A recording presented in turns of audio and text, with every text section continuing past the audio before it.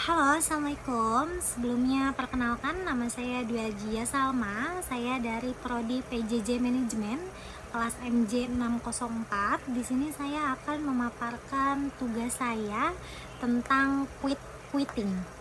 Yang pertama yaitu jelaskan mengapa fenomena quitting bisa terjadi ditinjau dari perspektif perilaku dalam organisasi dan budaya organisasi.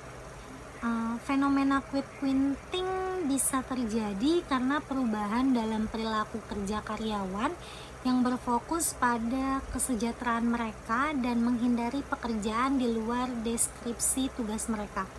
Ini bisa terjadi karena beberapa faktor, termasuk perubahan dalam budaya kerja, persepsi mengenai keseimbangan kerja dan kehidupan, serta harapan karyawan yang lebih tinggi terkait kesejahteraan dan penghargaan di tempat kerja. Bisa kita lihat juga dari perspektif perilaku dalam organisasi, seperti perubahan dalam harapan karyawan, pengaruh budaya organisasi, dan persepsi karyawan terhadap perusahaan. Perspektif perilaku dalam budaya organisasi itu seperti kultur yang tidak dukung keseimbangan kerja kehidupan, kurangnya penghargaan dan kejelasan, dan kurangnya komunikasi dan feedback.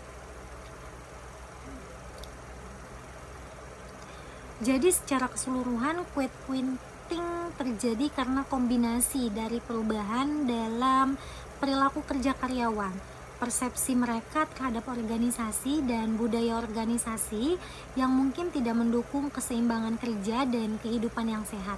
Untuk mengatasi fenomena ini, organisasi perlu menciptakan budaya kerja yang lebih mendukung kesejahteraan karyawannya, memberikan penghargaan yang adil, memberikan kejelasan dalam tugas-tugasnya, dan memastikan komunikasi yang efektif antara karyawan dan manajemennya. Nomor 2 yaitu analisislah bagaimana struktur organisasi yang tepat dapat mengatasi fenomena ini, terutama terkait kerja hybrid dan karyawan generasi Z. Di sini untuk analisis struktur organisasinya, yang pertama yaitu ada struktur desentralisasi, di mana memberikan otonomi lebih besar kepada tim dan individu dalam pengambilan keputusan. Ini meningkatkan rasa kepemilikan dan tanggung jawab, mengurangi perasaan terkekang. Yang kedua, komunikasi terbuka dan transparan. Di sini membangun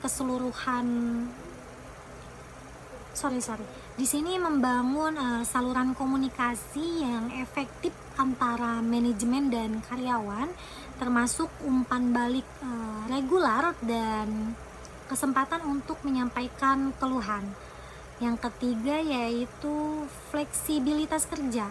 Di sini yaitu menawarkan opsi kerja hybrid atau remote yang fleksibel, memungkinkan karyawan untuk mengatur jadwal kerja mereka sesuai dengan kebutuhan pribadi. Yang keempat yaitu ada pengembangan karir. Di sini menyediakan program pelatihan dan pengembangan karir yang relevan, membantu karyawan merasa dihargai dan memiliki kesempatan untuk berkembang. Yang kelima yaitu ada tim yang kolaboratif. Di sini membangun tim yang solid dan kolaboratif, di mana anggota saling mendukung dan berbagi pengetahuan. Yang ketiga berikan satu contoh kasus nyata, bisa dari perusahaan Indonesia atau global, yang berhasil atau gagal dalam menangani isu ini. Untuk yang kasus gagal, di sini saya ngambil contoh dari Amazon. Amazon ini dikenal dengan budaya kerja yang intens dan tuntunan kinerja yang tinggi. Banyak karyawan melaporkan mengalami stres dan kelelahan yang menyebabkan tingkat turnover yang tinggi dan kemungkinan besar berkontribusi pada quitting.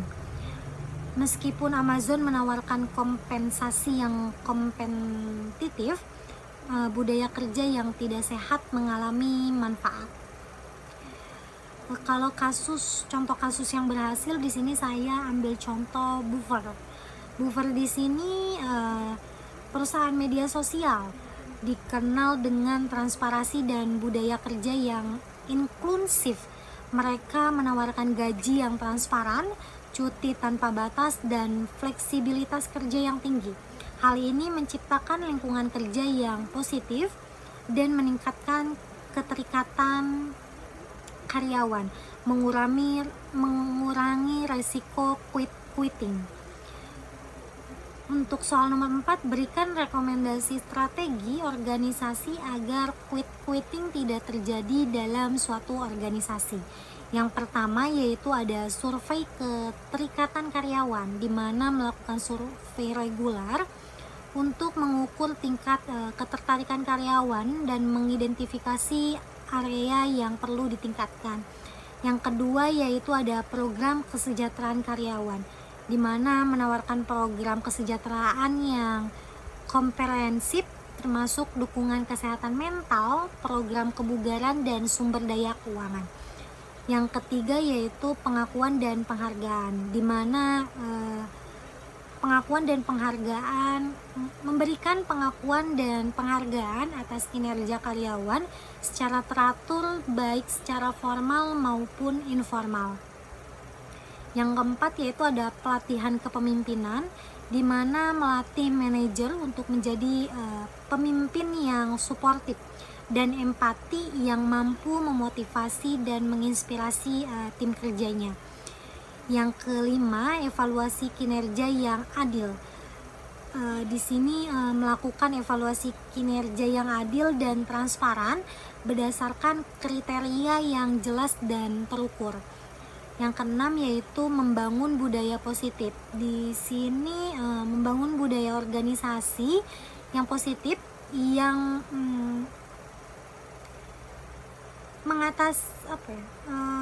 mengatasi kontribusi karyawan, mendorong kolaborasi dan mendukung keseimbangan kerja dan kehidupan.